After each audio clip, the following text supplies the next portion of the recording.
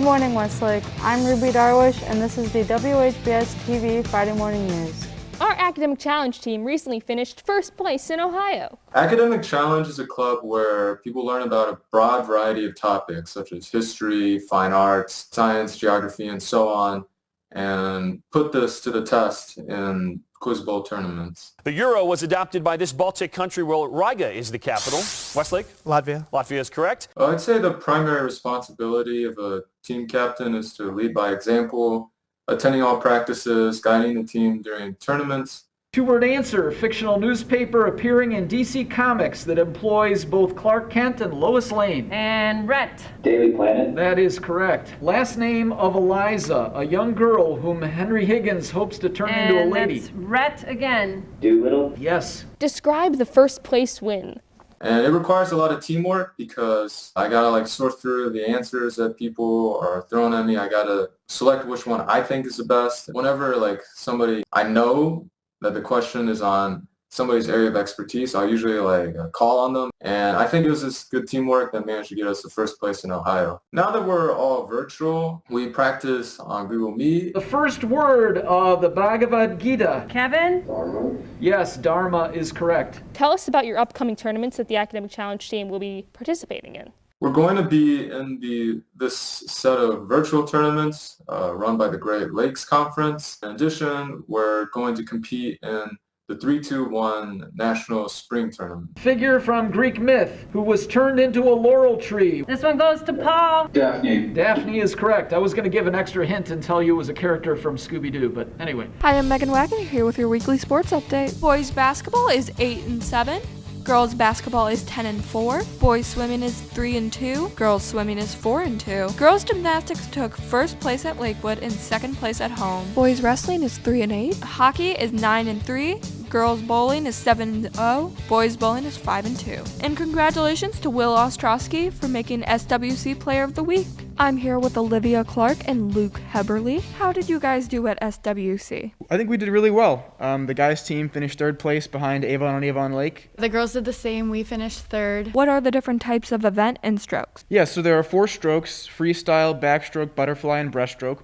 And we have one event called the individual medley in which one person swims all 4 strokes within the same race. And the distances you can swim range from 50 yards, which is 2 lengths, to 500 yards, which is 20 lengths. How do you pace yourselves 20 lengths of the pool? So on the other end of the pool, we have a counter, somebody on your team that is counting each lap for you. So if you need to go faster, they'll shake it.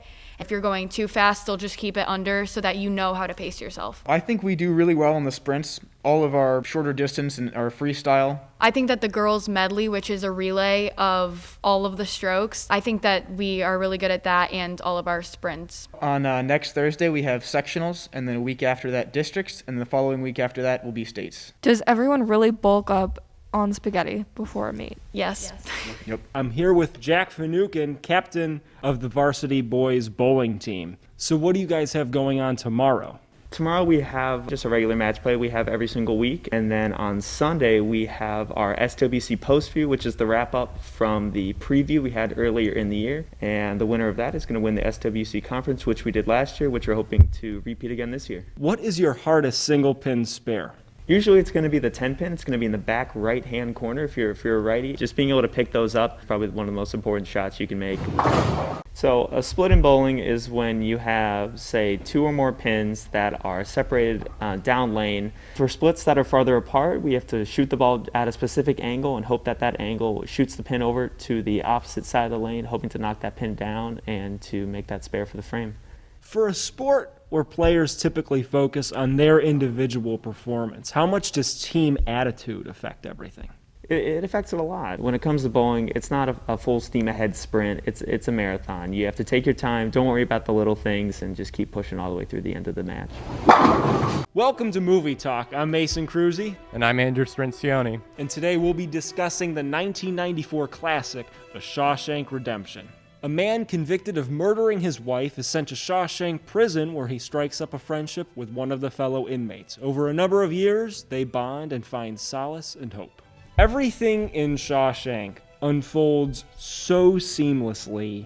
There's nothing that feels unnecessary, but nothing that feels overly necessary to move the story forward. So I thought there was a pretty interesting plot hole. After 20 years of Andy tunneling through the wall, no one actually thought to look behind the poster and see that he was making that tunnel. I really don't feel that we're thinking about that in that moment, because I mean, tearing that poster away and seeing that hole is one of the greatest reveals in cinema history. I really liked Morgan Freeman's voiceover too. That really helped to move the story along. He has an awesome voice too, which is another plus. I have no idea to this day what those two Italian ladies were singing about. Truth is, I don't want to know. Some things are best left unsaid. Tim Robbins, I feel, does a great job in transitioning from this new guy, just kind of learning this environment, to actually being a kind of a veteran and a main driving force in this prison. Like, he had so much confidence, even when he was at the edge of the roof, you know, to just tell this guy what he thought was right. Yet at the same time, Robbins can just deliver it so nonchalantly, and just he's kind of, by the end when they're all drinking on the roof, and he's just kind of leaning back. Like, just the way he performs that is excellent. There's this movie called Escape Plan with Arnold Schwarzenegger and Sylvester Stallone. It's horrible. What separates Shawshank from Escape Plan? It's the relationships. This is a character film. It's character driven. It's about hope. It's about friendship. It's about corruption. It's about hypocrisy. It tackles all these themes that an intense escape movie doesn't. The cinematographer was Roger Deakins, and he always does an excellent job with his naturalistic style. And I found it interesting because he actually started out in documentaries. So that's kind of how he got his lighting style, because he had to work with natural light that was there. Something interesting about Shawshank was that it was filmed in the Mansfield Reformatory, which is actually an old prison in Ohio. Yeah, I actually had the opportunity to tour the reformatory, and I saw their little model of the hole that they cut out to get that shot. My favorite scene was when the guards find that Andy escaped, and I also like the taxes scene when Andy's doing their taxes for them. And I'd rate this a 9 out of 10.